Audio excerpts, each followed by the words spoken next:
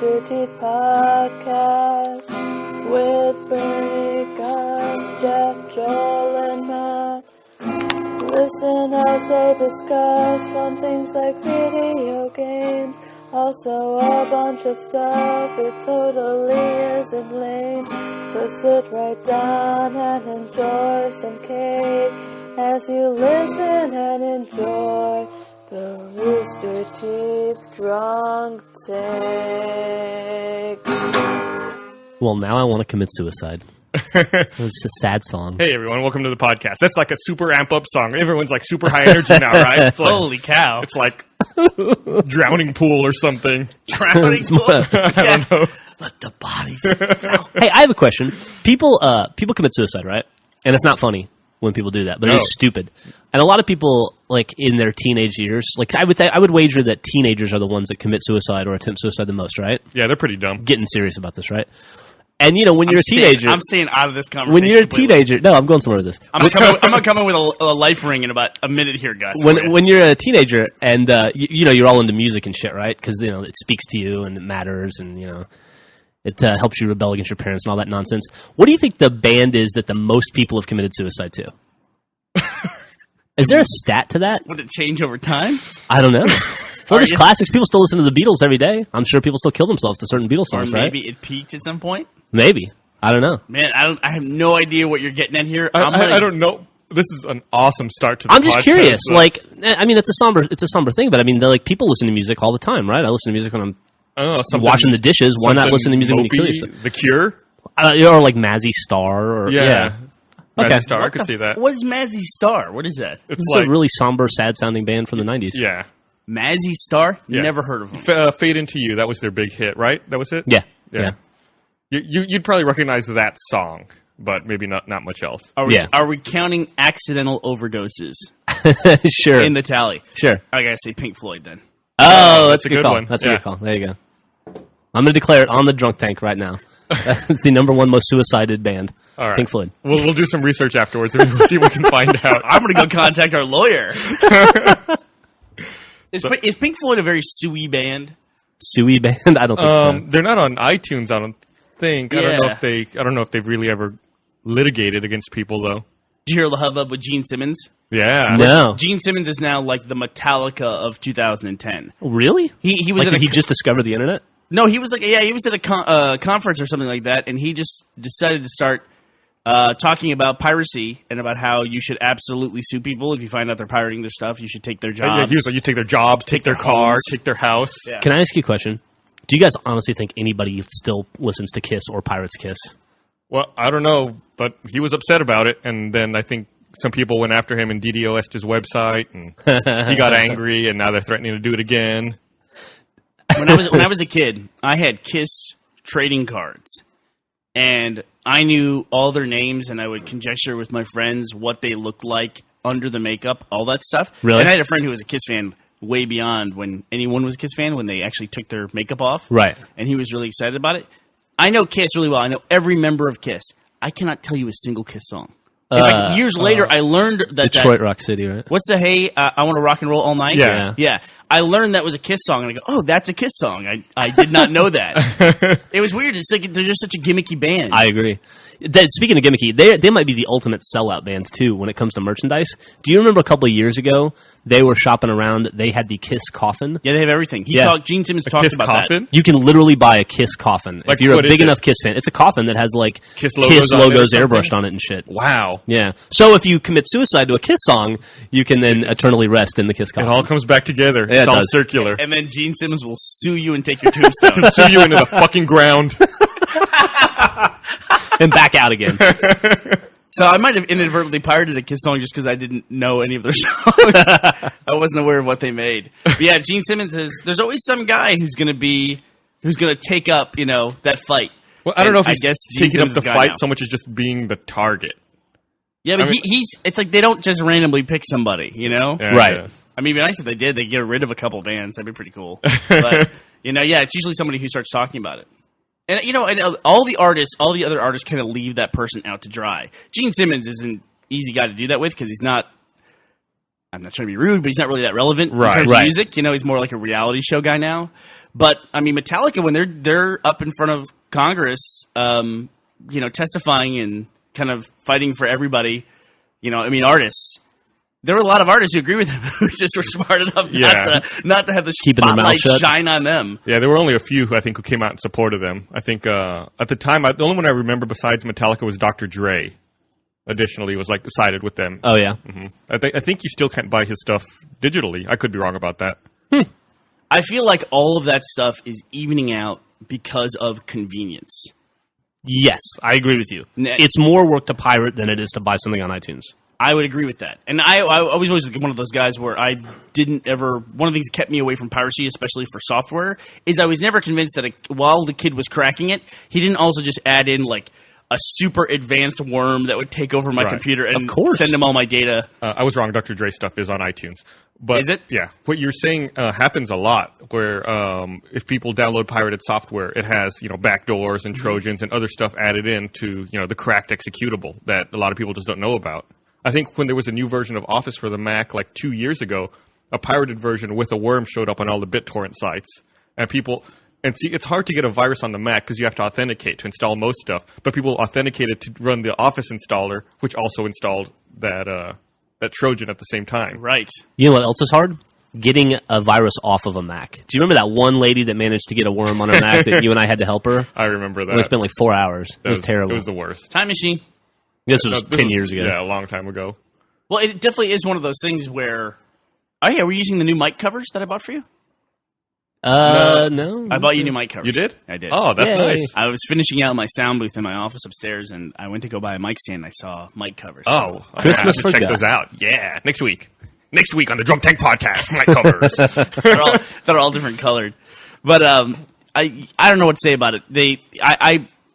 I've had so many viruses. I live with a woman who... It's my wife. I should say I live with a woman. But she will click on fucking anything. Anything. I mean, she's finally learned, but man, the first few years of our marriage, it was like, hey, somebody said I want a sweepstakes, and I clicked on it, and now, there's this girl who's telling me to play this fantasy game over and over again. It only cost a $2,000 processing fee, but we're going to make $10 million. I mean, she would click on anything and everything. Like, look at this. She goes, look at this email. This pictures. Someone wants to share pictures with me, and they know me from high school, but I can't see their name anywhere here on it. I'm like, God damn it! Of course, she'd click it, and I'd have to I had to partition off her computer from everything else on the network just because she was awful. Would she ever be like, oh, hey, just so you know, I took care of that Bank of America problem? No, that was another guy that I know that did that. Another guy that we used to run a website called Longhorn Nation, me and a buddy of mine, and he clicked on a PayPal phishing link. Oh, man. Nice. Hey, maybe we shouldn't publicize this, but we have to go through and do a re-education with our people here because a lot of our guys didn't know that when you get a link in email, that you should just mouse over the link and see instead of when you click. That's not possible that Yeah, they didn't know that. They didn't understand that the link you see in the email might not be the URL you're actually clicking. Like you can make the text appear one thing, but make your URL be another thing. How can with you an not href. understand? Oh, my God. And that for some reason they didn't understand also maybe that PayPal would not register the URL mortgage.check.biz, or whatever. .sk. .sk, right. Good Lord. So we work with idiots, is Yeah, what you're saying. we got to be careful. Like the security measures in place are not only to keep people out, but it's to keep some of our people in. It's like got to jail people into the network so they can't do anything. I mean, Gus, you and I talk about it a lot for security stuff. I worry to the point where I'm worried that when I type in my URL and I physically type it in, that still they could spoof it. Oh, And yeah. what is that called when they can come back and they can make a domain look like another It's domain? DNS spoofing. Yeah, DNS spoofing. Well, there's a couple names. The DNS cache poisoning also is another name for That's it. what I was thinking of. Yeah. That's what I was thinking of. And where you just think you're on the site. Mm-hmm. I can't tell you how many times a day I'm convinced that I'm on a site, I click through, and I'm typing it in, and they're somehow forwarding all my information as I'm typing it Yeah. to the real place and pulling my info. Oh, they are. There's Bank of America has that site key, which when it came out I thought was stupid, but is actually a good way to combat that cache poisoning, where you log into Bank of America, you just send your username, Yeah. and then they send back an image and a phrase that you've selected. Yeah, no, it's So awesome. if you go to a fake page, they won't know what your image and phrase is. But Bank of America sends it back. It's like a three-way handshake. You send information, they send information, then you send your password. Right. They do a thing, too, where with their online banking, when we have to send a wire. They have a feature you have to apply for and send all this information in, and then you're approved for it. And then when you go to send a wire, you hit a button and it sends you a code, a randomly generated code to your cell phone. And then you punch that in, and then you can send the wire. That's cool. Yeah. That's really cool. It's like those little things that people carry around that work for, big companies, for Fortune 500 companies, where they go on the road and they have those codes they type in. Or, when you play World of Warcraft. What is that? They don't do that. It's essentially the same thing. You've never seen it? I have an authenticator. So when I log in, I have to type my username, my password, and then the authenticator code, which changes like every minute. How do you get an authenticator code? It's on my iPhone. You don't do that. He does I'll do show that. you. You do not do that. Yeah. For World of Warcraft? Yeah. For your fake cartoon monster? For my fake cartoon monster. Yeah. Hold on. Authenticator. I'll show you. That is insane. And then you see the little green bars moving, and then when it gets to the end, it'll change. It'll generate a new code. Really? Yeah. Wow. Is that like synced with an atomic clock somewhere in like a mountain bunker? I'm sure it's synced with... Oh, it's about to change. I'm sure it's synced with their servers. Like, Look, it changed. when you register, you get assigned a code, like a server code that you put in, and I guess that's the server linked to your account that generates your number. I got to say, it doesn't seem worthwhile, but it probably saves Blizzard millions of dollars in customer service. I'm sure. From people calling up going, oh my God. I lost all my stuff. My cloud song's gone. You took my cloud song. You know what? I should forward this to you, but I read a very, very lengthy article on Reddit that some guy wrote about a scam that somebody was running on WoW, where he was offered for 10,000 gold. He would pay 10,000 gold and get a mount where someone else can ride on the mount. You might know what that is. Yeah. And he was working out the math of it, where it was a gold farmer that offered him for it, and then he paid the 10,000 gold, and that they would refer a friend to get it, and that the gold farmer would then have a referred friend account, and he would give him the mount, he'd pay him the money, and it all worked out that way. And the guy was like, how could they possibly make money on this? Because the new account you had to be on the service for at least 2 months. Right. So it worked out to be about $50. He did like this long, complex math to work it out to where a gold farmer account, they essentially get a new account for free that they can farm on because the guy gives him 10,000 gold to seed it, and then he also helps him set it up, and then the guy has a head start for 2 months. And it was just like this long, complex math. It's got math and WoW and a scam in it. Gus would love all of those Awesome. things. You should, man. So did the guy get in trouble? Well, it just seems like I wouldn't want to be tied to a gold farming account as referred this person. No, not at all. Seems like a bad idea. You should, man. The World of Warcraft forums are pretty serious sometimes with like the number theory that goes into damage and like attack rotations you need to go into and how to maximize your DPS and maximize the mitigation of damage on armor. It's crazy. Some of the like formulas, like you'll see posts that are just like these super long math formulas talking about like I don't even fucking understand it. It's crazy. It's like the first minute and a half of Leroy Jenkins, essentially, before you get to the joke of the video, which is the guy running and yet screaming Leroy Jenkins. The first minute and a half, where they're talking about probabilities. Yeah, it's all that stuff. I think at one point there's a 3.333 repeating. Repeating, of course. Repeating, of course. But yeah, we talked about no, but the currency exchange for what does like a gold piece go for these days? Like how much is 1,000 gold? It's not much. Yeah, after Burning Crusade came out, the gold really got devalued. Like it became a lot easier to get gold. So to be clear, what we're talking about here is you can actually buy in real world dollars or euros or whatever.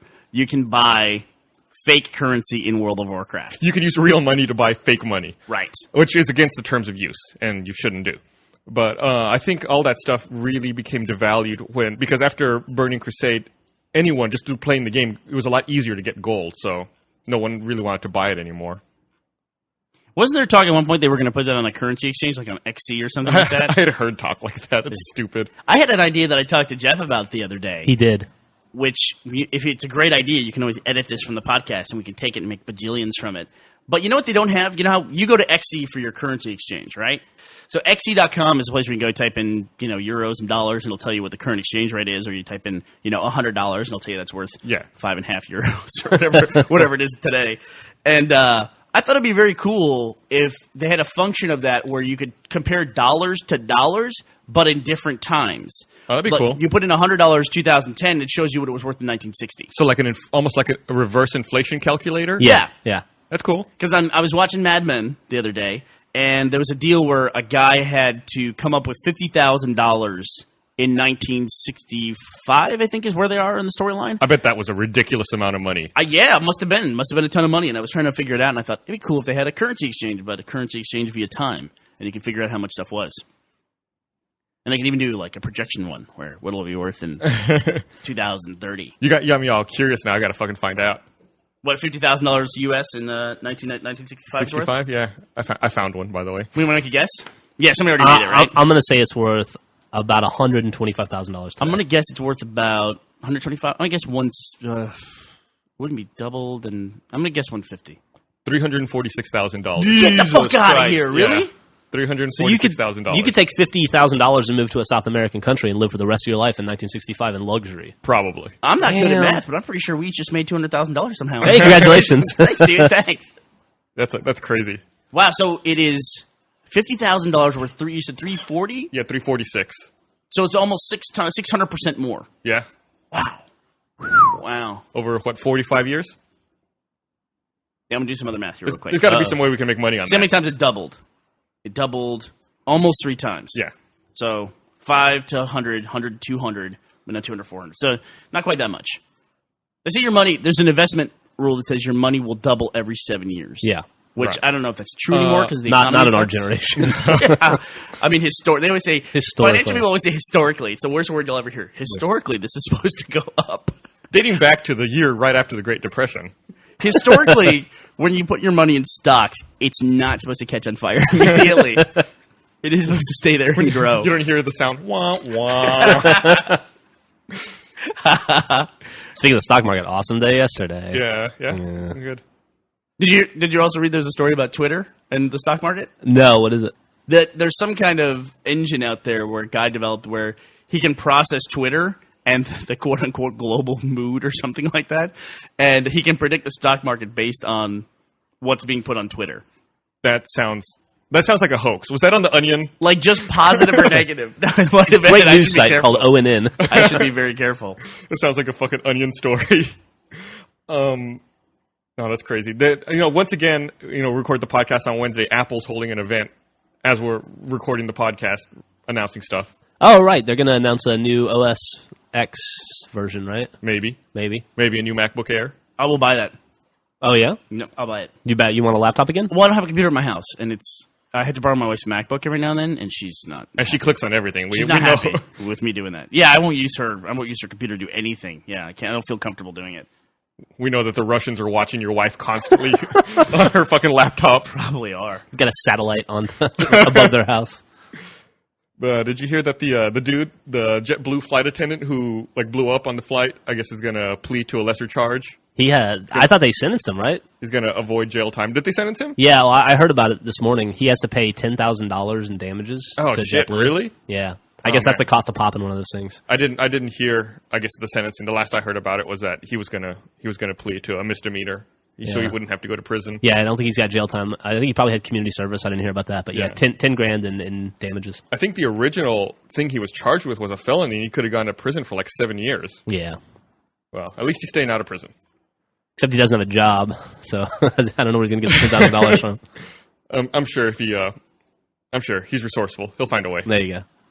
To me, it's another one of the examples of somebody that the internet takes up the cause for, and everyone is super interested in it. But when it matters and he's in court, nobody cares. He's probably like, "Hey, remember I was a big folk hero?" Everybody's like, "Yeah, Yeah. new season of Jersey Shore or whatever is out." Sorry, We're all too busy with new Twitter now. yeah.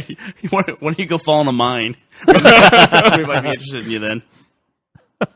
Man, how long were those miners in there? 60 days? Long time. And they came out, and they came out to their adoring families and mistresses waiting for them. Dude, you know what the craziest thing about that is to me? I didn't realize this. They were there for 17 days before they were found. So they were just sitting in there waiting to die. They didn't think they would ever be found. And it was 17 days until the authorities were able to locate them. Mm-hmm. That must have been a shitty 17 days. They put that perforation drill through to them, basically, at that point. That must have been an awesome moment when that drill came through the side of the cave or whatever they were in down there. Yeah. Yeah, that must have been great. They also weren't told immediately how long they would be down there. They were trying to figure out how to break the news to them that they could not get them out very quickly. Everybody in the world knew for about a week before they did. Yep. Yeah. That's rough. They got him out ahead of schedule. I think they weren't supposed to get him out till December. If it's any consolation to them. And they each got paid $10,000. Did they? Yeah, each miner got $10,000. Wow. Like the one you were talking about, the guy with the mistress and the wife who both showed up. He gave his wife $10,000 and moved in with the mistress. Nice. Life's short, man. I guess so. I think that the mine company that employed them though went bankrupt, so they're all out of work. And apparently, a lot of them have been offered mining jobs in other parts of Chile, but they'd have to move like 300 miles or something. Ugh. And I don't think any of those guys want to go back to mining. But I think they hired an accountant and they're going to do like a book movie deal kind of thing. I think one of them actually did go back to mining like right away. He said that he felt more comfortable underground than above ground, and he wanted to continue mining. Really? He called himself a mole, I remember. What an asshole. He's probably down there with his pick working the entire 2 months. He's like, Chip, they're like, cut it out, Jorge. Fucking driving us crazy. Take a break. He came up with pockets full of gold. They also said that it cost about $1 million a person to pull them out. Wow. Yeah. There's no cost on rescue missions. That's why when somebody does something dopey, like takes a boat into a hurricane, you gotta charge those people, because I mean you got like 20 dudes risking their lives. Yeah, like half the Coast Guard's risking their lives to save you because you're an asshole. Aren't there some states and areas that do that now? Yes. I guess they're like so budget strapped. If you require a rescue, they send you a bill for it.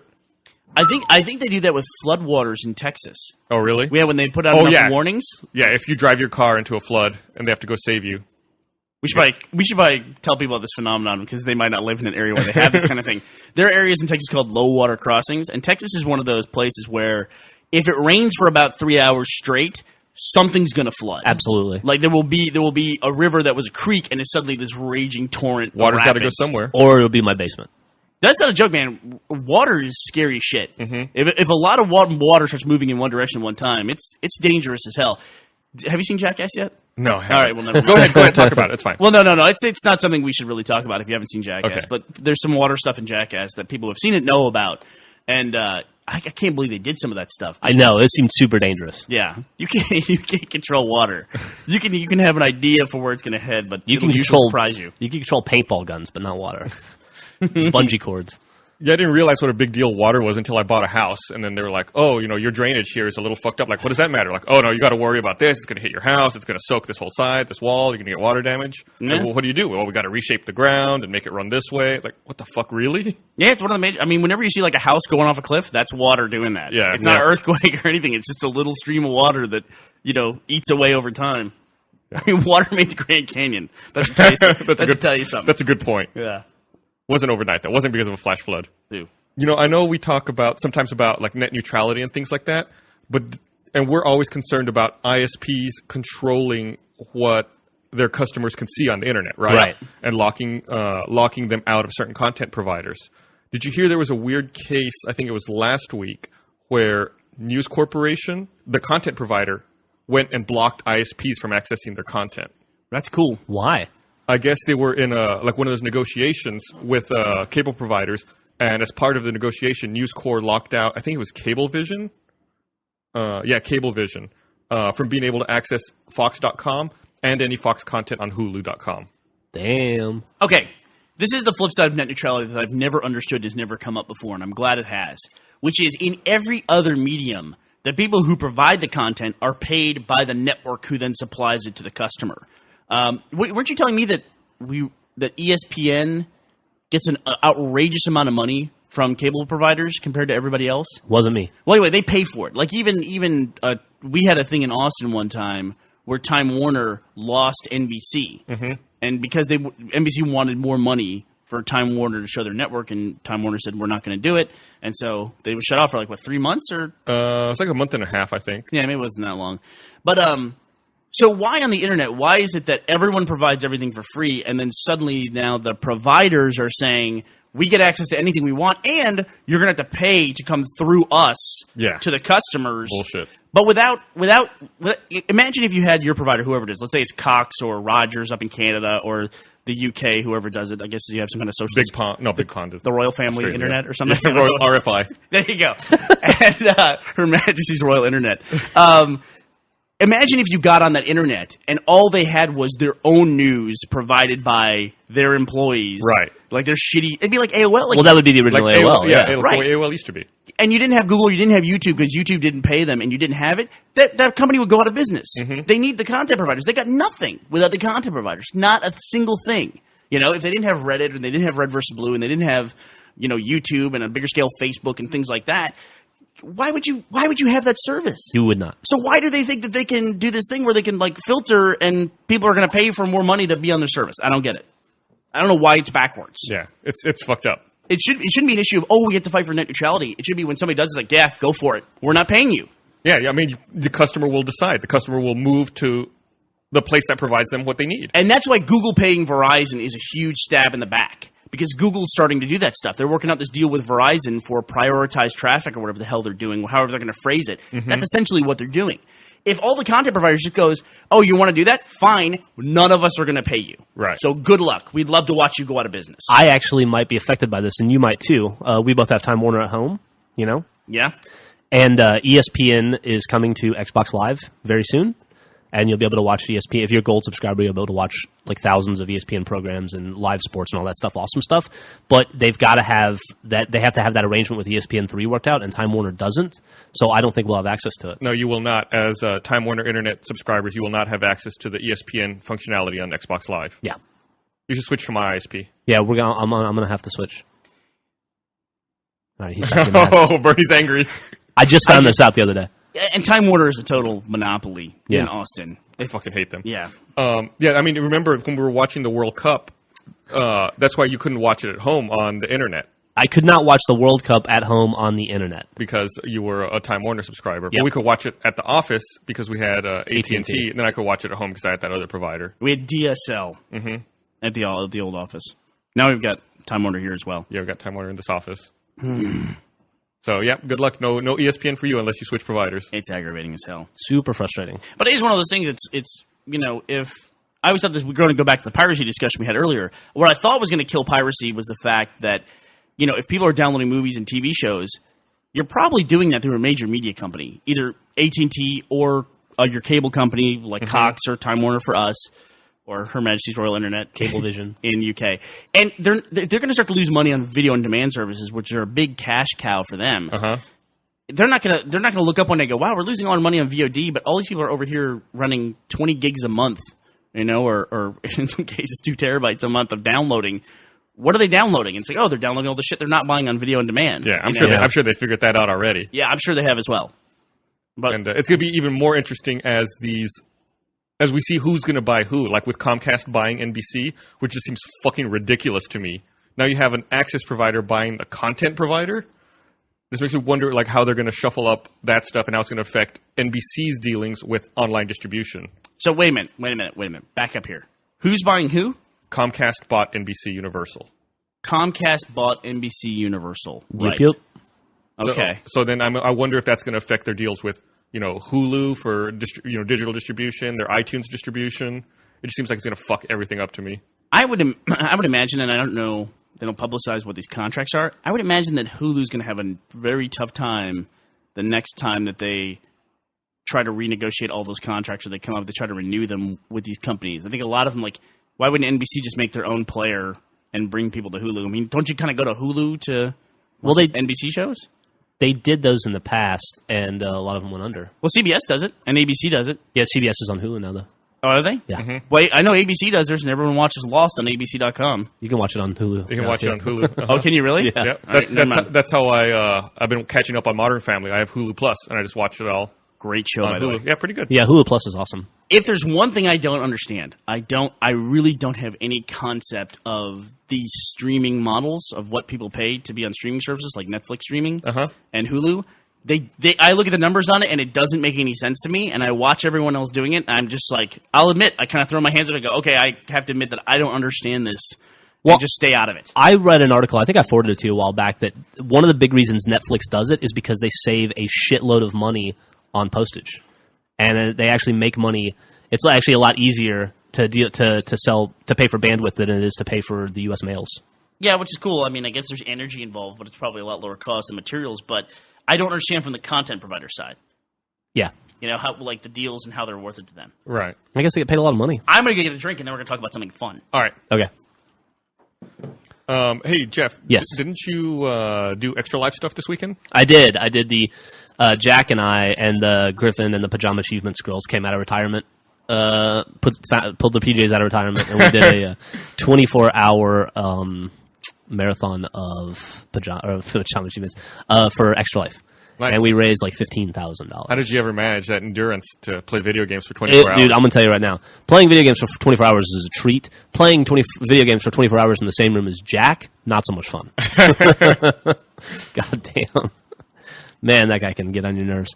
It was good, though. It was a lot of fun. And what did it benefit? Like when you say you raised $15,000, was that like for a hospital or something? Yeah, like when you sign up, you pick the hospital that you want the money to go to. So Jack and I picked Dell Children's Hospital, which is a children's hospital here in Austin. So like you guys playing video games in that room over there raised $15,000 for Dell Children's Hospital? Yeah. Nice. Yeah, it's cool. It's awesome. really cool. It's Millie's hospital. So Does Millie spend a lot of time there? she's been there once. Uh, That was not fun. A lot of these charities going on these days, and I've gotten No kidding. Have you gotten a bunch of emails since the Extra Life thing ended? About people that thought it was really cool and want to make their own charity. Wanna and they make want their us own to, charity. They want us to help them and tell them how to do it. yep. People should understand that I have no fucking clue how to run a charity. I just signed up with an email address and then played video games. We didn't run the charity. Right. We had nothing to do with that. I'm sure there's a website. They can go to Extra Life. Extra Life Life, has a website. yeah. They can figure that out. And it comes up. It comes up every year after Child's Play too. We get whenever we send links to Child's Play, and I'm sure Penny Arcade must get thousands of emails Oh too. my god, yeah. Where it's like, I want to do my own charity. It's like, that's really great that you want to do that, but there's already tons of stuff in place. Why don't you just go and, like Jeff did, and participate in an existing charity? Right. Exactly. Just do that. That's enough. You know. I agree. I honestly, I don't want to be a downer because it's a very cool cause, but all these charities online, I haven't seen any open books on any of these charities. You don't know what they're paying their people. Mm-hmm. You know, did you hear about Bono, or what's his name, Bono? What's the UK dude? The U2 dude? U2, yeah. Yeah, Bono. Yeah. He's Bono. also from the UK. So technically Yeah. you're okay. I was a little confused. Look it up real quick, because this is numbers. I'm going to get them wrong for sure. Something about his charity, has raised $15 to $16 million, and $150,000 of the $16 million made it to people. That's What? Yes. Look it up. that's some Wyclef Jean shit right there. That's crazy. They reported that only $184,000 of its total $15 million of public donations was given to charity. There we go. What happened to the rest of Apparently the Look at money? my numbers, by the way. That was awesome. More than $8 million was distributed to salaries for one campaign employees. And you know what their argument was for it? That's not what they do. They raise awareness. They're not there to distribute money to people in need. They're there to raise awareness of issues and make them part of the social fabric. Wow. I got news I- for you. I'm aware that people need money. Yeah, I know. We guess- know this. It was the New York Daily News who reported it. I guess when you're saying something like that, I should give a source. And it's no big deal. They raised $15 million. You think if a charity raises $15 million, there's a guy who's like walking $15 million into Haiti and just handing it Is out. Bono available for comment on that? No. Like if I'm Bono, I would write a check for $15 million tomorrow to a fucking charity. I guess No, you wouldn't. 'Cause for it myself. apparently, it doesn't matter because this Good is like a Lord. month-old story. What's the date on that? The charity was established in 2002. The date on this story was earlier this month, October 3rd. October 3rd. Have you Come heard on, about 2 weeks anything in the ago. last 2 weeks I about have no them? clue. And I'm constantly on CNN.com and NewYorkTimes.com and Reddit. Hadn't heard a word about it. That says scandal, right? That's a Yes. scandal. Yeah, It's a well, huge actually, scandal, it's especially funny. from a guy who. When I like, type it into Google, I type Bono, charity, the autocomplete scandal, fraud, investigation, New York Post. I mean, Bono's like the big humanitarian guy that's always meeting with dignitaries and touring impoverished nations and shit. And so I'm ashamed to admit I watched the show Entourage. It's one of those shows that I watched like 3 full seasons of it on iTunes one time. So now I feel obligated to keep up with it. And there's a whole scene where this fictional movie star Vince is being bugged by Matt Damon and I was going to say Bono, but it's Bono, to cut him a big check for charity. And I'm thinking now it's like when they bug you for the big check, they're bugging you to pay their people. To their salary, yeah. Yeah, no kidding. We don't know that Bono makes any money from it, but he's got a bunch of people that work for him that make money. He's got his name on the fucking place. It's pretty crazy. Your check's going to some employee's 401k and health benefits. Yeah, a charity doesn't exactly work the way you think it does. You Yeah. know what I mean? And that's why I would like to see some open books on all these things. Absolutely. Like when you hear that the CEO of Goodwill or Salvation Army makes $750,000 a year, that something seems off there to me. It seems like if you're going to work in a charitable organization, I understand it's a big company and it takes as much to run it as it does for something else, but I think like that's a guy who's going to work on that because that's what he wants to do. Right. He's already had a career of 25 years as a CEO, so he's going to donate some of his time. Right, to Maybe run not an for organization. free, but, you know, pull a nominal salary. He's gonna Not be philanthropic with his time. $750,000. Build a big fucking house because he's running Salvation Army or I don't know which one it was, but either Goodwill or Salvation Army, the guy was making $750,000. Yeah, I'm looking this up. The living president and CEO of the Boys and Girls Club of America received $1 million in 2008. Living in a mansion made out of $2 pants. The Boys and Girls Club, like, that's even still around? Yeah, I guess not. Somebody's taking all the money. Maybe the boys and girls can go over to his club. I'm going to pull a Bernie and get a drink, too. Hey, drink some of this tea. It's good for you. Awesome. But, remember this, Gus, when there was a big hubbub on the internet, and this is going to go back a long ways, like 2003, when Katrina hit. Uh-huh. And somethingawful.com, run by Lotax, Oh, man. they had servers that were housed in New Orleans. Why the hell you'd pick a colo in New Orleans is beyond me. For the Cajun food. They were somewhere in Louisiana, and their servers were underwater. And I think we sent them a note saying, "Hey, if you guys need to host for a couple days, we'd be happy to try to figure out a way you guys can host on ours while you're finding a new colocation facility." And we never got a reply. Lotax did not return our email. But in the process of it, there was this, the Something Awful community is a lot like Reddit, a little bit meatier. They're somewhere between Reddit and 4chan. They're not as, well, I don't want to start disparaging anybody. They're all awesome. So the Something Awful guys, they were like, hey, let's do something about this. This is affecting us and it's affecting these people. Let's start a charity, or let's do something, start raising donations for people who are affected by Katrina. Real people, not just servers and things like that.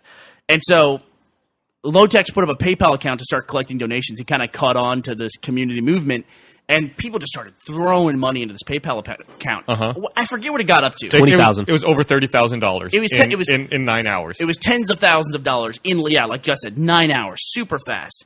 And then PayPal shut it down. They said, this is set up as a nonprofit account. It's all of a sudden generating, tens of thousands of dollars an hour. We're shutting this thing down until we can figure out what's going on with it. We get some paperwork. And there was a huge hubbub, and people were very angry about that. But it really is, that's the right move to do. You can't just set up a nonprofit organization, call it nonprofit, and start accepting donations. Right. It was so ridiculous. I remember that people on FARC were threatening to leave FARC if Drew didn't stop using PayPal on the site. Right.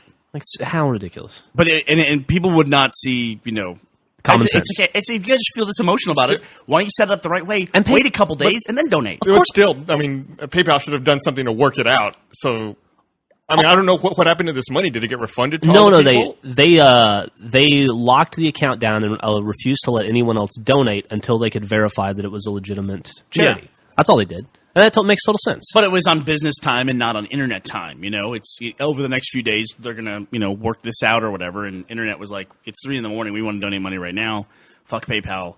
Let's burn everything to the ground. Right. It was just people were caught up in an emotional moment, and obviously when you're watching an entire city drown too, and you want to help, and there's a company like PayPal saying no, we have to do this the right way. It doesn't always feel like the best move at that time. So. Those people could have also just as easily donated to redcross.org, or a million other existing charities. They could have, but there was, the Something Awful guys wanted to donate Something Awful. That's the other thing too about charity stuff that we do. That seems kind of the charity stuff that we do. I don't like the whole tallies. Yeah, I know. It seems almost egotistical in a way, right? It seems almost promotional. Yeah, promotional. There you go. That's how I always feel about it.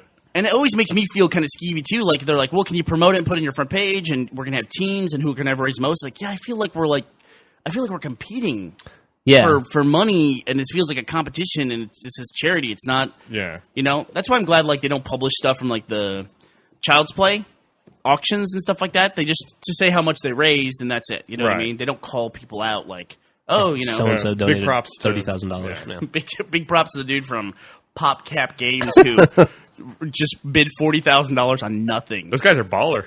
That guy was, I have to admit, that was one of the most baller things I've ever seen in person. Is this dude who I guess runs PopCap Games? Dude, PopCap's got to make so much goddamn money. They really do. Yeah, they really do. And that's what you hope. When a guy makes a ton of money like that he'll show up at an event like that and write a big, fat fucking check. And he did. That I'm okay with. If you're in a room with a bunch of other people at a private event and you want to write a big check, that's cool. But I don't know. I would love to hear feedback from the audience on this because I always worry, like, if we put a bunch of charity stuff on the front page, there's this weird feeling. I guess we have to do it. You know, we should do it. We should use what, you know, visibility we do have and use that for a good cause. But at the same time, I feel like we're like, hey, look what great guys we and are. then also, who are we to pick and choose which charities as well? Well, you got to do something. Also, if you're promoting it, you're incurring the liability if something like that one foundation turns out to be the case. You know? Yeah. Certainly Bono is attached to this scandal, right? Absolutely. Yeah. Well, his name's on it. Yeah. That's why I brought this up, is that, you know, I'll admit we did not do...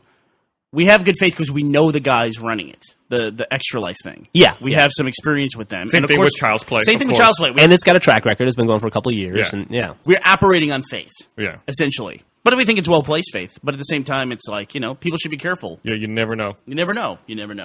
Yeah, no, it's definitely a tricky issue. And it'd be nice if people open their books because then other people can see it. Yeah. You know, I would be think curious if you're, to find if out. you're a nonprofit, don't you have to open your books like that? I would think so, but then you think this Bono thing would have come up sooner. I guess so. Maybe. Oh God, yeah, I have no idea how that works because I guess San Diego Comic-Con's a nonprofit. They don't know. I don't know anything about their salaries. There you go. If you're a charity, I don't know. Should we drag Joel in here for this and financial discussion? No, he'll just him and Han stammer over us, and nothing will get said.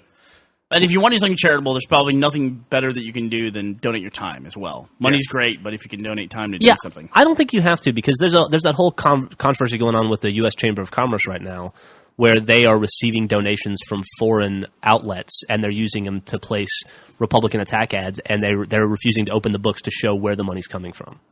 So, yeah, and they're a I've heard nonprofit something as well. about that. So, are they ads that attack Republicans, or are they when you call them Republican attack ads? well, they're largely attack ads at Democrats, okay, focused at Democrats or whoever, you know. But it's a well-known conservative organization, and they are using the foreign or outside donations to fund campaigns, essentially. Getting a whole different category too. You talk about the U.S. Chamber of Commerce.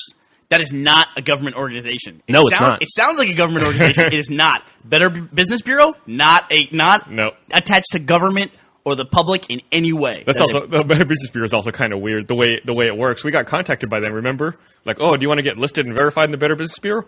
It'll only cost you. You only have to write us a check for whatever $700, I think it was. Yeah. Then we'll verify, and you'll be in.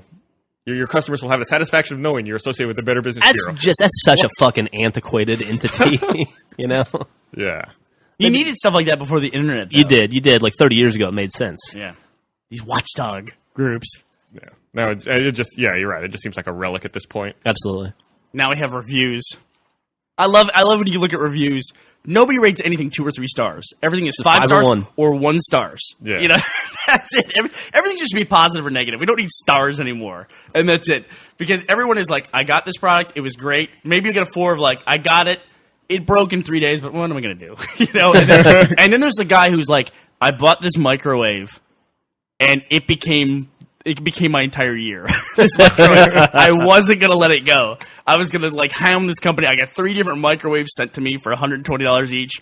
I worked it out. After the 3rd one, they wouldn't replace it. This is the worst company ever. Here's the address of the customer service reps I talked to. Here's their friends and family's addresses and phone numbers. You want to call them and yell at them too. It's like, dude, Facebook let them. it go. Let it There you go. go. It's a fucking microwave. Let it go.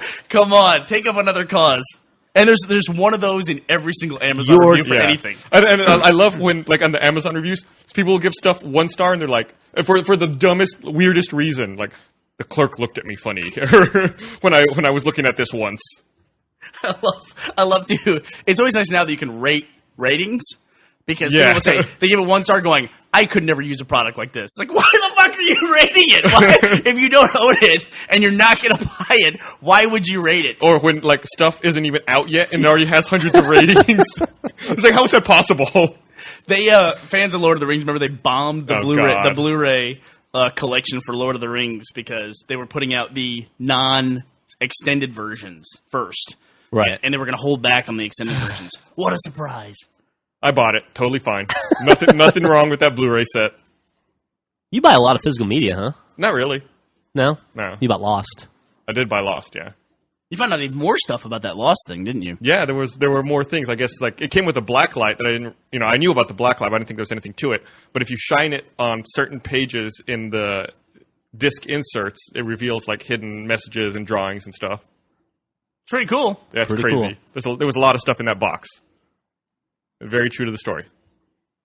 But yeah, I don't know why. I guess there's some stuff that I want to see. Like streaming HD over the internet's fine and all, but there's some stuff that I want to see and see it well. Like Lost looks okay, but it looks way better when you're watching it on physical media. You know what? While we're talking about streaming, I have a bit of a bone to pick with my dear Apple. I recently upgraded to an Apple TV. I was very excited about yours, Bernie, that you got, the little tiny one. And so I went and I rushed and got one, and I set it up the other night. It's got some flaws. Nope. It's got some annoying flaws. You can't purchase anything through Apple TV, through the TV. You can only stream stuff that's rentable, and the rentable catalog is smaller than the actual iTunes rentable catalog. Like, I guess they've got some licensing to work out there. And so if I want to, like, say, buy an episode of Always Sunny, I have to go to my computer, buy it, download it, then I can watch it on Apple TV, as opposed to Zune, where I can just buy it and stream it instantly. I found it to be, from a purchasing standpoint, a lot more trouble to use than Zune. So you would say 1 star. I would say, I still like it. I like the YouTube functionality. I like the Netflix functionality. It's way better. It's got the search in it. It's really cool. I just am annoyed with that because that's how I watch all of my television, by streaming it, purchasing and streaming it. Mm-hmm. And I can't really easily do that with the Apple TV. That seems annoying. Kind of bummed. My vector has been totally different there because I was one of those people who got tracked on iTunes. Like, that was a smart move on Apple's part. They got the library. I bought all my crap on iTunes, and you can make all the arguments about DRM that you want to, but it was easier for me to buy iPhones, then to buy a Mac, and then buy an Apple TV because I don't have my digital library anywhere else. Yours is spread out. Mine's spread out and it sucks. Yeah, you have a really confusing. I do, and setup. Part of why I got the Apple TV was to start to consolidate and fix that, but it's just not as easy to use for the person who plans to buy and stream stuff. I wonder what they're going to do. I believe Zune software is coming to the Mac later this year with the launch of Windows Phone 7. So I wonder if they'll have some kind of Zune app as well that you could use on there. That'd be I don't know that Apple would approve it, but I wonder if Microsoft would make it to try to get their marketplace onto that piece of hardware. I can imagine they wouldn't approve it. Am I wrong? Microsoft doesn't put a Blu-ray player anywhere near the Xbox, and there's no Blu-ray drives in any Macs, which is fucking bullshit. Right. It's because they have to pay Sony, right? I don't know if that's the case, if that's the real case. Well, their stance is that physical media is dead. Apple says physical media is dead, and Microsoft says the Xbox is fine. I would agree. I always assumed it was because neither one of those companies wanted to pay licensing fees to Sony. You might be correct. Not that I blame them, but at the same time, it's like I don't really miss it on my. I really don't miss it on my. I guess I don't miss it either place, but I would like to occasionally throw a Blu-ray disc into my computer. Yeah, I would. And the fact that I can't burn a Blu-ray, we can't create content for our Macs. Blu-ray, I mean, that's crazy. Yeah, with those built in, that's crazy. We bought a third-party external solution that works, but you should be able to get it all from one place, and it should just work. Yeah, without resorting to external shit. Did you guys see that? I guess now the PS3 and the Wii have disc-free Netflix streaming. Yeah, I saw that. Finally came out. Started this week, and I believe also they started doing Dolby High Definition audio on the PS3, and the Xbox 360 is going to get it soon. There you go. 2 things happened this week with Brandon. This is my favorite part of the podcast. 2 things happened with Brandon this week. The first is that he went to go play Little Big Planet, and the original. Yeah, the original one. Okay. So clearly he hadn't played it in a long time, right? Took him 40 minutes. Was he okay with that? No, he said it was terrible. He said it was really awful. And he said there was like 15 updates since the last time he played it. He said... So it applies all updates sequentially. Yeah, when we talked about this last, he said it was the gamer's fault for not playing the game more frequently, that they had to update. They would have to sit through an update like that. So it's his fault. What a bullshit response. Okay, go ahead. Gamer's fault. Well, the PS3 does that thing where, let's say there's version 1.0 of the game. And there's 6 updates along the way, and eventually get to version 2.5 of the game, if you will. On most things, WoW, the Xbox, if you put in a 1.0 version of the game, it takes you from 1.0 to 2.5. Right. PS3 doesn't do that. It takes you to 1.1 to 1.3 to 1.5 to 1.7 to 1.8. Like you watch them all being applied. You're like, give me a fucking break. And it took him 30 minutes to do it. The second thing that happened this week, the microwave stopped working, and we had to buy a new microwave, which is why I was looking up on Amazon microwaves. And so Brandon was the guy who discovered now the microwave broke because he's running stuff in it without anything inside the microwave. To prove to us that it Do you won't remember break a that microwave. Yeah, he broke it by running it with nothing in it. It doesn't really. It broke. That's all we know. He said it's no big deal. Nothing will happen. The microwave is now dead. What the fuck? I didn't know that. We have a new microwave now because the old one all of a sudden stopped functioning. Out of the blue. So after we talked about it, I looked it up and I was like, does running a microwave with nothing in it fuck it up? The answer is sometimes. It depends on the way the microwave is made. Sometimes you can run it okay. They don't advise it in any case, but sometimes you can run it okay with nothing in it. But other times it will break and destroy the microwave. So the answer is most likely he fucked it up by running it empty. Would you care to guess which version of that microwave we have or had? It was like on multiple sites. It was like one of them was like on the. It was like on a some government site. I can't remember what it was. Like consumer safety website telling you not to run your microwave with nothing in it. What was the deal with microwaves and pacemakers? They used to always have that sign. They don't have it anymore. Oh, yeah. I don't know. I guess maybe the shielding. They hadn't figured out the shielding appropriately yet, Yeah. or maybe that they changed pacemakers so that they're not affected. I don't know. So you have to get a patch for your pacemaker? You got to go to Hopefully 2.5? it's not a Sony pacemaker. Yeah, no we kidding. weren't keeping up to date.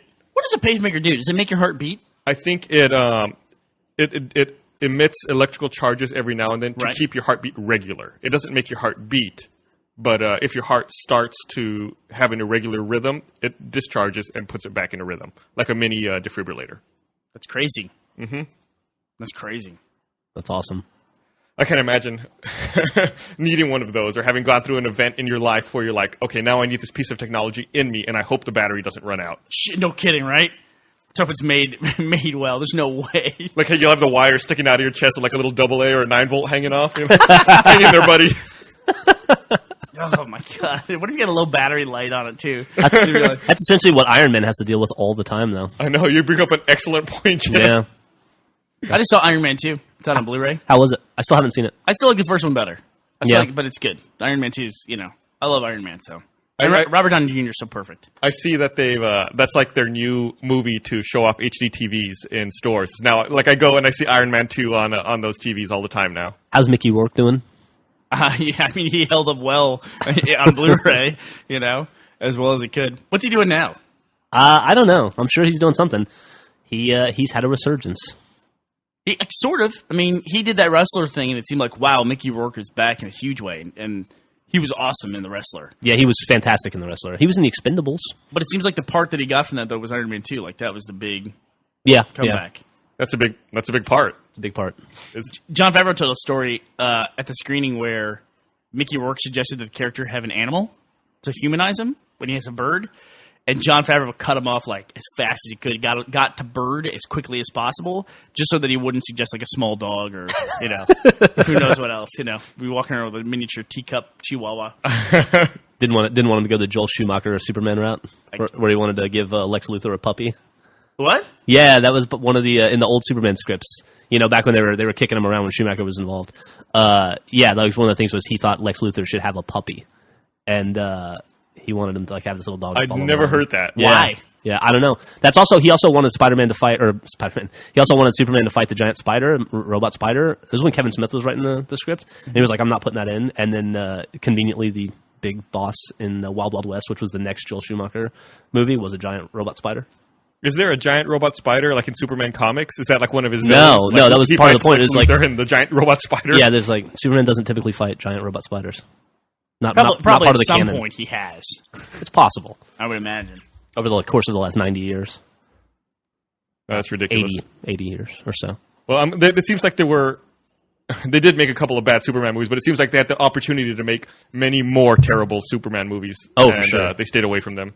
Like that one, and the one we talked about before, with Nicolas Cage as Superman. That was the same time Is that period. the same one? Yeah. God. Hey, have you played Uncharted? Yeah, I played Uncharted 2. I never played the original. Have you played Uncharted?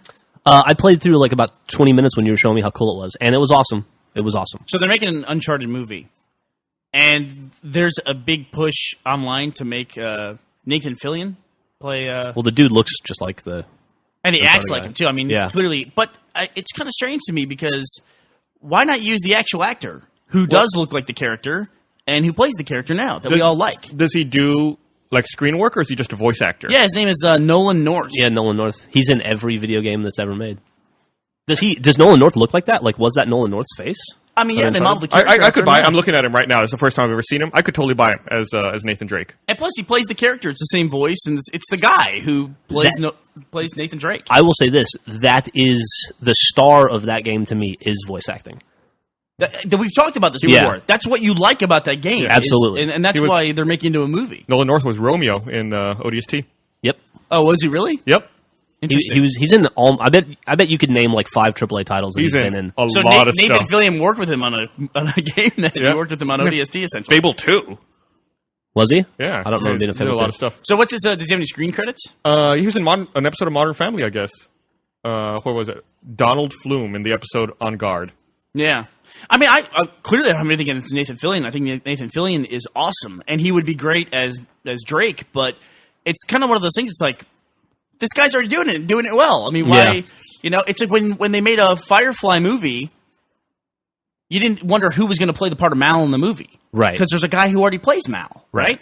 It just makes sense. I guess that no one makes the connection between voice actor and the on-screen actor, and it goes back to our previous discussion talking about whether or not people who do voices in video games will ever get respect as being be as big as traditional on-screen actors. And this proves that that's not the case at all, because no one's even thinking about him. No, not even. He's not even part of the discussion. He would have to be like the star of video game voice acting too, like the most recognizable voice actor in video games. This guy kind of looks like a cross between Nathan Drake and Seth MacFarlane to me.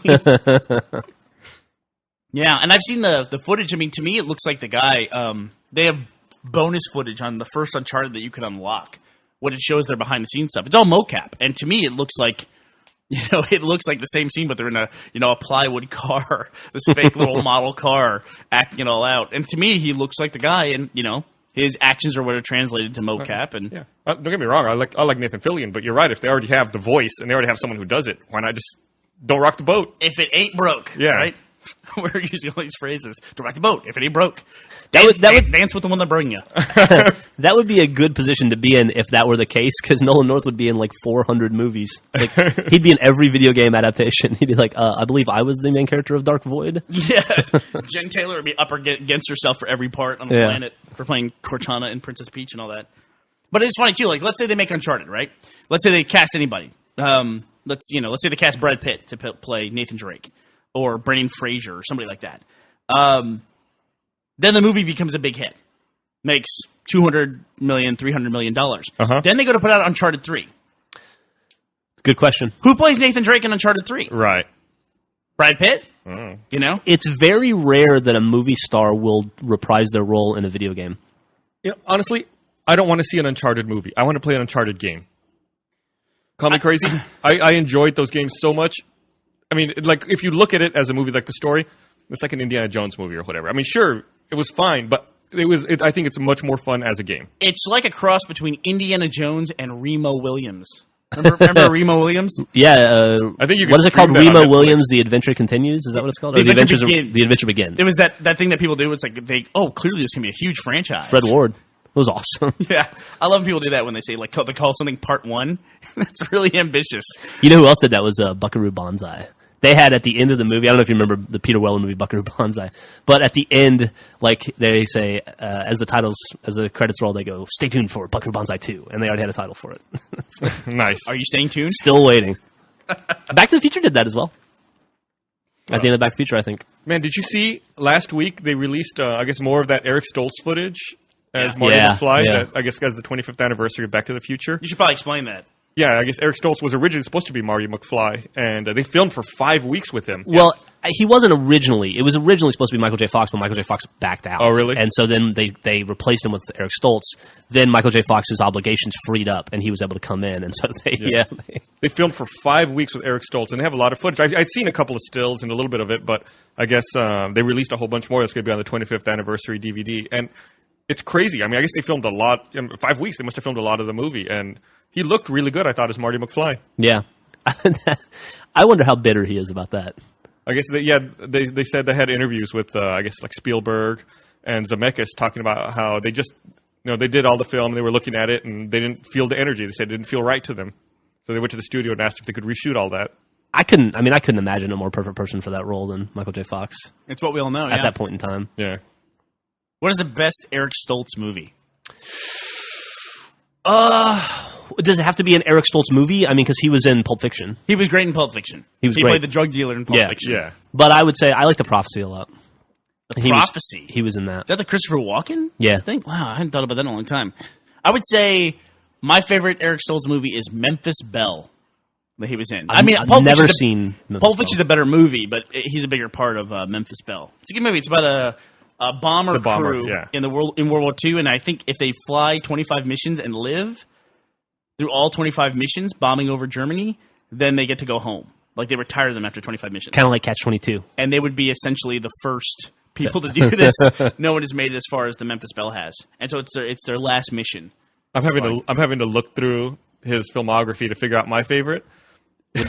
My wife would definitely say Some Kind of Wonderful, or Oh yeah, there's a Pretty in Pink. Pretty in Pink. He was not in Pretty in Pink, was he? I'll I think he's Pretty in Pink. I think he's Molly Ringwald's boyfriend in Pretty in Pink. let's see. No, he's not Pretty in Pink. Yeah, no, He's not? no. I'm gonna Matt Dillon was in. I'm gonna have to Pretty say in Pink, Mask. Oh yeah, he was in Mask. Eric Stoltz is not in Pretty in Pink? No. No. Doesn't he play Blaine in Pretty in Pink? I'm looking up Pretty in Pink now. Get the Blaine is fuck- played by Andrew McCarthy. Oh! Classic mistake. Yeah, I can see how you'd make that mistake.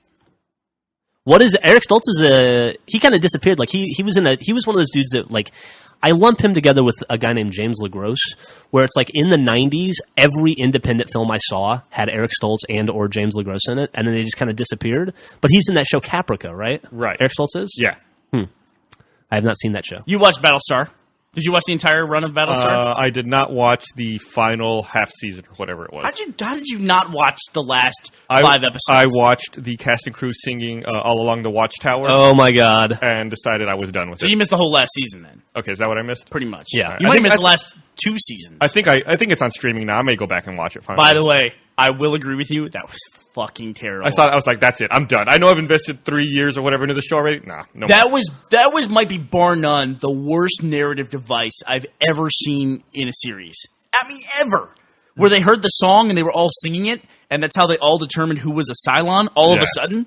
Terrible. Crazy. Like that was like the secret they've been dangling out there for so long, and then all of a sudden it's just like, oh, here you go. By the It was way. kind of the purpose of the show: who's a Yeah. Cylon and who's not. Yeah. And they used the worst possible way to explain who the final Cylons were. Did you ever find out like there were still like two because they lost me at Space Cop, and then I came back in. I came back in literally for that episode, the All Along the Watchtower episode, and then I was like, all right, fuck it, I'm out. Fool me once, shame on me, or you. Or shame on somebody. Can't fool a fooler. And You fool me, can't get fooled again. it did, but even at that point, there were still like 1 or 2 Cylons that had they were dangling out there that hadn't been. They were still dangling like half of them. Did it ever turn out was it like a Dama Cylon? No, or anything? they added a 13th Cylon or something like that. They added another one. That they had. I don't know. I At stopped the watching end. by then. And then they revealed who it was, and it was a character that really wasn't all that important, but it did fit into the whole, it did fit in well. The Okay. problem was the first season of Battlestar Galactica was so good and it Awesome. ended so well. Awesome. With the Yeah. reveal of a Cylon, Yeah. that was great. It began really well too. That miniseries where they're jumping, continually jumping and running. Oh, that's the first episode. The first That's episode, after the miniseries. so good. Like every 33. I rewatched that the other day. I was actually sitting at home. I was like, man, I really want to watch that episode. I watched it on Netflix. It's awesome. Tremendous. Great idea. After the podcast, will you tell me who that person was? Yeah, I will. I Okay. will. Thank I you. mean, you want to like listen. If you're that interested, you don't want it spoiled for you. It's a couple years old.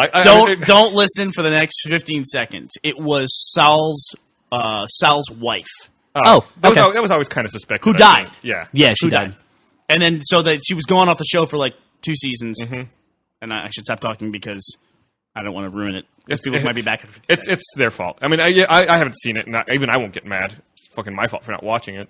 Oh, you didn't know that, or No. you did know that? No, but I mean, it makes sense. I think does make sense. there had always been speculation about that. Oh, really? Okay, fair enough. But they were really great. I liked all the characters on there. I liked all the actors on that show. There was 1 or 2 that kind of went nowhere, but that kind of happens when a series stuff drops off. But I liked it overall. I like that guy that played the chief so much. He was great. Yeah, Saul, right? Was his name Saul? No, Saul the- was the XO, The mechanic guy. the mechanic who Grace Parks original boyfriend. before God damn, what is his name? The character's name. I know exactly who you're talking about. Yeah, I don't know. Guy kind of looks like Artie Lang. Kind of, yeah. Yeah. Like a sober Artie Lang. sober, successful. Thinner Artie Lang. Yeah, what the hell was his name? You gotta look it up, guys. I'm looking it up. It's going to take me a second. IMDb has really killed all those conversations, hasn't it? You no longer sit there and think of anything. Chief Galen Tyrrell. Tyrell. That doesn't resonate with me at all. Galen? That was his name? Yep. Chief? They just called him Chief, I guess? They call him Chief. Actor's name is Aaron Douglas. Weird. What's he been in lately? He has been in some TV movies, a TV series, Hellcats. Never heard of that. Yeah, nothing really big. But he's still working. Yeah, still working. Man. Good for him. So I really watch Mad Men, and they just wrapped up their 4th season. Good? And the show is so good. It's such a great show. I'm gonna sit down and watch Mad Men. I owe it to you to watch Mad Men. You should absolutely watch it. You watched Always Sunny. I have to watch Mad Men, and I'm gonna. And they recast. It's not important at all. This is not a spoiler at all. But they recast one of Don Draper's kids, the boy. Still a minor character, but I guess they just recast the actor. But they cast the kid who plays Little Bill O'Reilly on the internet. Oh, really? Every time I see the kid, I'm just like, why did they cast him? It so draws me out of the moment because I want him to go, you are a douchebag, or whatever he does. There's this kid who would imitate Bill O'Reilly, a conservative commentator here in America. And the kid was great. I mean, really, really funny. And it's just so weird to see him show up in something legitimate like that. Not that what he was doing before was legitimate, but you know what I mean. Yeah. Or he's actually playing a part in a drama series. By far, though, best show on TV is Mad Men. Yeah. Best show on TV. It has ups and downs, but it is the best show, man. I'm still in that place where I watched the whole first season, loved it, was waiting for the second season to come out, and then I got distracted and never went back to it. My wife and I were talking about that, man. You know, we're watching this last episode. We know it's going to be a year or a year and a half before there's any more episodes. Yeah. Remember when TV shows just come out in the fall? Remember that? Yeah. That was kind of cool. Sopranos ruined that. It is Sopranos. Yeah. Sopranos ruined it. They would take fucking 2 years off or whatever. Also, now it seems like every third week there's no show. Have you noticed that? Like, I watch all my stuff a couple days late. I have like a rotation where I go like, okay, well now it's time to watch Running Wild. Now it's time to watch SNL because they're out. Now it's time to watch 30 Rock. And every week, half of those shows aren't new for some reason. Mm-hmm. It drives me crazy. Yeah. I got to say, with Lost, there was a lot of times where they do a big reveal, and I'd be like, "Oh, who's that? What is this again?" Yeah, exactly. I had to go back and like read up on the internet as to why I should understand who this person why you should is. Care. I didn't, as much as I love The Sopranos. We used to have like Sopranos watching parties and all that shit back in the day. I didn't watch the final season because at that point, it was so far off my radar. Yeah. I just couldn't be pulled back into it. I sat down and watched the final episode because I felt like I had to do that. But yeah, I missed the entire final season. Leading up to the final season, I'd actually got all the previous seasons on Netflix and watched them all, so I remember, and I finished like right as that final season started. That's smart. I watched the final season through. You should do that with Mad Men. That's the way you should watch shows now. It's a good idea. Yeah. I did that with Lost. I enjoyed the last 3 episodes of Lost because I caught up on 2 seasons right before it, and it all made sense to me. I wasn't trying to remember anything. Oh, fuck. I had the same thing with Lost. I still haven't seen the final episode of Lost. Oh, really? No, I just know about it because I had you guys tell me about it, but I haven't watched it. That's a great episode. Well, what did you think of the last episode of Sopranos? It was fine. I liked it. I didn't have any problems with it. There was I think we may have even talked about this But the before. editing was like, a little weird on the cut. How do you end that show, you know? It's just a tough thing to do. Mm-hmm. You're either going to go to prison or, I mean, yeah, whatever. We talked about it. I'll tell you a show that I really liked that I gave up on was The Wire. I still haven't finished watching season 1, but I love it. Love every second I see of it. But it's weird. Yeah. It's really weird. You just get taken away, and then it's hard to find time in your busy life to get back to it, you know? So Jeff and I laughed our asses off on Friday night through whatever 90 minutes of Jackass, however long it was. Uh-huh. We were at that really nice movie theater with the big recliners. Only seats 40 people. And Jeff and I were just cackling like maniacs the entire time. I guarantee you there were 36 people in that. Well, 38 because our wives probably hated us too. That wanted to kill us. Were you like the only two laughing? Or Oh something? yeah, people would like chuckle and there would be like some polite laughter. But I was guffawing. And I'm pointing at the screen and And then they Were you talking back to the screen? repeating like, "Did you see what he just did? Oh no! I was talking the entire time, like, oh God, no! Like, don't go near the donkey." You know, all that stuff. Oh god. Okay, bye bye. I can just Okay, bye-bye. so we don't spoil too much. Let's talk about 2 stunts they did. You pick one, I'll pick one. And Okay. so you mentioned the donkey one. I'll talk about the donkey stunt.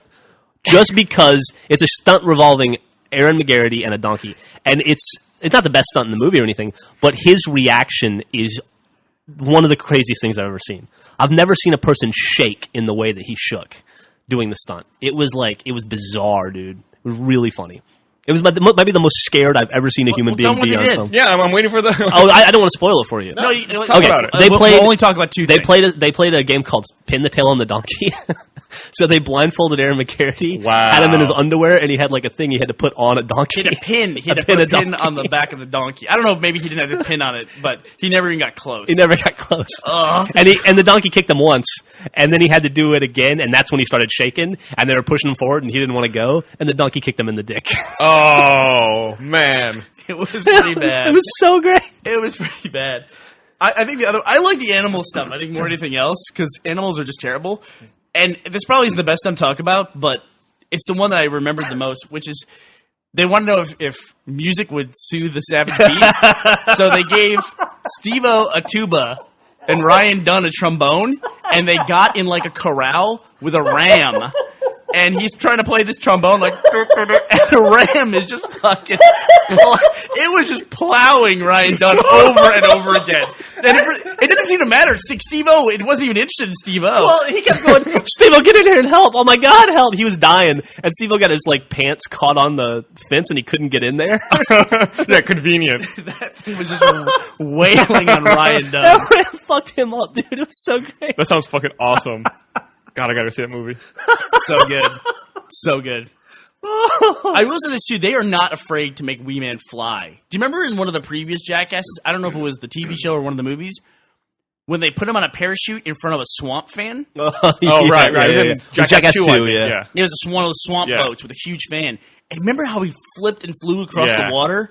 That was amazing. And there's some stuff like that with Wee Man in here. And I hope those guys are making tons of money because they are just killing themselves. They did a midget bit, or I'm sorry, a little people bit in that movie that is unbelievable. Pretty awesome. I didn't think I was going to like it, but it kept getting worse and worse and funnier. and Hopefully I'll funnier. get a chance to go check it out this You should weekend. definitely go see You it. got to see it in the They theater. made $50 million opening I was weekend. about to say, it's The like an highest- October record, right? Highest opening October ever. Yeah, and they deserve every penny of it. I hope they get some of that money. You should be prepared, though. They do a lot of poop stuff in this. Yeah, they did an uncomfortable amount already in Jackass 2. They do so I too expected much. it. They went, yeah, the poop stuff is worse than Jackass 2 for sure. And there is one scene that made, like, Griffin, who's got a pretty strong stomach, had to leave the theater because she was going to throw up. Wow. Don't bring it up. Don't bring it up. I'm not gonna bring it up. start retching. Bernie couldn't handle it. It wasn't gross to me, but I mean, I wouldn't do it. Oh man, but Bernie's got a gross look it's on really, his face. They get that watery. I'm getting that watery face. it's pretty gross. All right, well, let's go ahead and wrap up so Bernie can go get some fresh air. All right, sounds good. So gross. I bet I can make him puke by talking about it, but I don't want to spoil it. Gross. I could. I don't want to talk about it. Oh, God, please. All right, well, thanks for listening. No problem. Terrible.